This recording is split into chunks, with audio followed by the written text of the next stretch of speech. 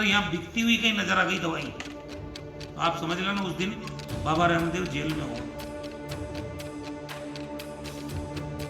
ना इन्होंने भारत सरकार के आयुष मंत्रालय से कोई परमिशन ली, ना राजस्थान सरकार से परमिशन ली। ऐसे क्लिनिकल ट्रायल कोई कर कैसे सकता है? ये विश्व की महामारी है।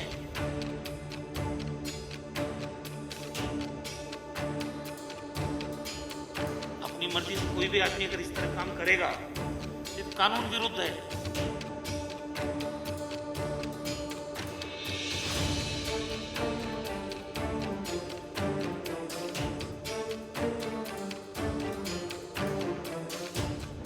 बाबा रामदेव का दावा है कि जयपुर के निम्स मेडिकल कॉलेज में उन्होंने अपने आयुर्वेद की दवाइयों का ट्रायल किया है और वो सही निकली हैं। हमारे साथ है राजस्थान के स्वास्थ्य मंत्री, उनसे बातचीत करते हैं। सर, ये जो ट्रायल हुई है क्या आपके परमिशन से हुई है? कौन से पेशेंट थे, कैसे हुए हैं? क्योंकि आप ही लोग तो वहाँ पेशेंट लेकर गए थे। ना तो हमारे पास किसी ने आवेदन किया, ना हमने किसी को स्वीकृति दी। ये तमाशा है क्या? WHO क्या कह रहा है, ICMR क्या कह रहा है? और इस तरह की जो क्लिनिकल ट्रायल है वो बिना सरकार की परमिशन के कैसे आप कर सकते हो? ये तो आपराधिक कृत्य है, इसके खिलाफ तो कानूनी कार्रवाई होनी चाहिए। इतनी भयंकर महामारी है, पूरी दुनिया सदमे में है और कंट्रोल नहीं कर पा रही है। अमेरिका जैसा देश जहां लाखों की संख्या में लोग मर गए और यहां ये अपने लेवल पे क्लिनिकल ट्रायल करके और मीडिया के जरिए आम आदमी को भ्रमित करने की कोशिश कर रहे हैं। ये तो दंडनीय अपराध है।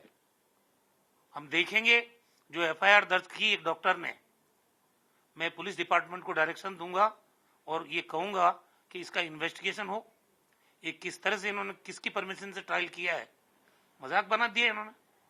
ये कोई दुकानदारी है क्या? ये दुकानदारियां नहीं चल सकती किसी सूरत में। किस तरह के पेशेंट वहाँ भेजते थे आप लोग? और जो पेशेंट की रिकवरी की उनका दावा है कि 3 दिन में हमने ठीक कर दिया, तो क्या किस तरह के पेशेंट वहाँ जाते थे? ये सिम्टोमेटिक केसेस को हम वहां भेजते थे। वो 7 दिन में तो वैसे ही रिकवरी हो रही थी। वहां कई पेशेंट हमारे यहाँ राजस्थान में 3 दिन में पॉजिटिव से नेगेटिव हुए हैं। तो ये जो दावा कर रहे हैं कि 7 दिन में ठीक हो जाएंगे, ये तमाशा है और कुछ नहीं है। और इस तरह के तमाशा करने से बाज आना चाहिए बाबा रामदेव को। ये अच्छी बात नहीं है कि सदी की सबसे बड़ी महामारी है ये लोगों के स्वास्थ्य के साथ खिलवाड़ कैसे कर सकता है कोई भी आदमी? देश में कानून है, राज्य सरकारें हैं, केंद्र सरकार है, WHO है। सबको आप इग्नोर करके खुद ही क्लिनिकल ट्रायल कर लोगे और खुद दवाई को आप मार्केट में लॉन्च कर दोगे और मीडिया को बुला के और पब्लिसिटी करोगे तो कानून के दायरे में तो लाना ही पड़ेगा ऐसे लोगों को। क्या और भी लोग कोई अगर ट्रायल करना चाहे तो राजस्थान सरकार कोई आदेश निकालना चाह रही है कि कोई, ये तो आपको पता ही नहीं चला और आपके पेशेंट पे ट्रायल हो गया, तो इस तरह को रोकने के लिए भी कुछ उपाय करेंगे? देखिए, हमने ये जो महामारी की लड़ाई है इसको भारत सरकार की गाइडलाइन के अनुसार लड़ा है। जो WHO कहता है, जो ICMR कहती है, हम उनकी गाइडलाइन के अनुसार चलते हैं। अपने लेवल पे हमने अभी तक कोई निर्णय किया नहीं है। प्लाज्मा थेरेपी की भी जहां बात आई, ICMR से हमने ट्रायल की परमिशन ली और उसके बाद ये थेरेपी यहां शुरू की गई। तो बिना ICMR के, बिना WHO के हम कोई भी ट्रायल करने से पहले 10 बार हमको सोचना पड़ेगा।